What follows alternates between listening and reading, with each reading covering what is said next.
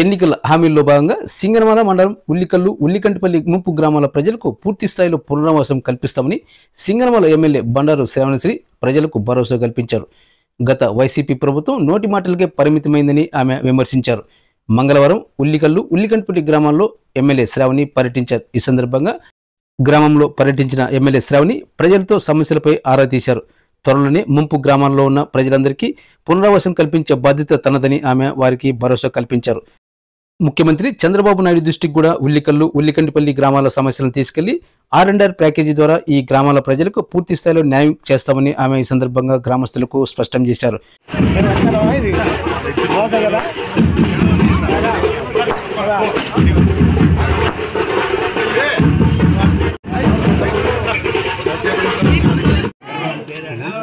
ఈరోజు సింగనమల మండలం ఉల్లికల్లు ఉల్లికంటి గ్రామాలని పర్యటించడం జరిగింది. గత కొద్ది రోజుల క్రితము వర్షాలు ఎక్కువ అవడంతో ఇక్కడ ఉల్లికల్లు ఉల్లికంటిపల్లి గ్రామాలు కూడా ముంపు గ్రామాలుగా ప్రకటించడంతో ఇక్కడ ఊర్లోకి నీళ్లు వచ్చే పరిస్థితిని గ్రామస్తులందరూ కూడా ఆందోళన చెందడం జరిగింది.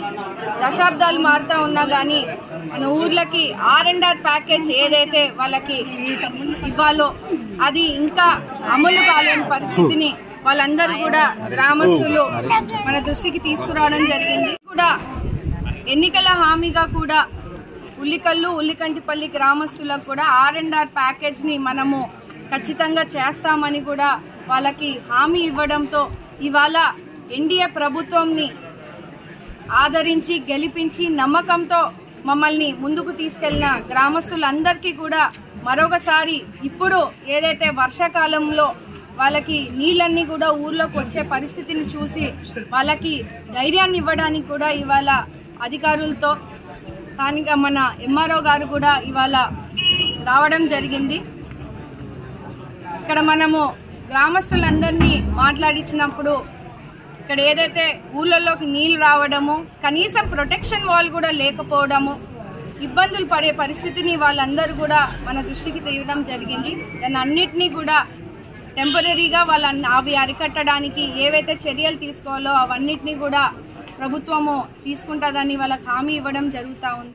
ఏవైతే ఉల్లికల్లు గ్రామంలో 844 ఇల్లుల్ని PDFని మనము ఐడెంటిఫై చేయడం జరిగింది.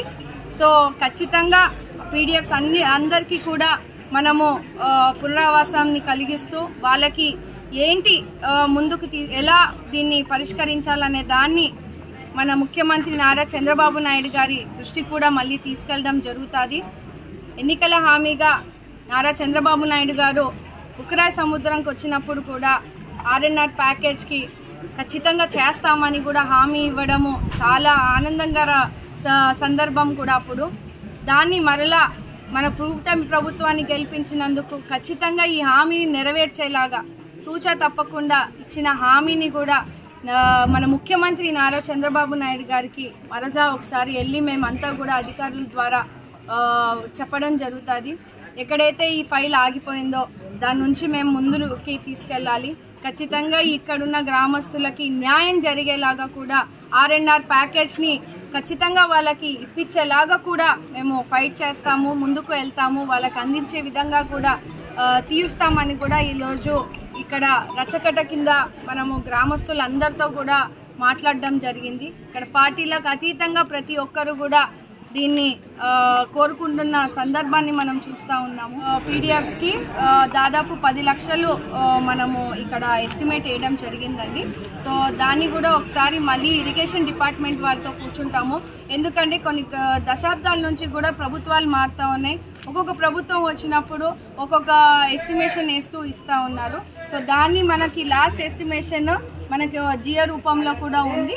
ఖచ్చితంగా ప్రతి PDFకి కూడా మనము దాదాపు 10 లక్షల వరకు ఐడెంటిఫై చేసి ఇస్తామని కూడా ఈ సందర్భంగా తెలియజేస్తాం.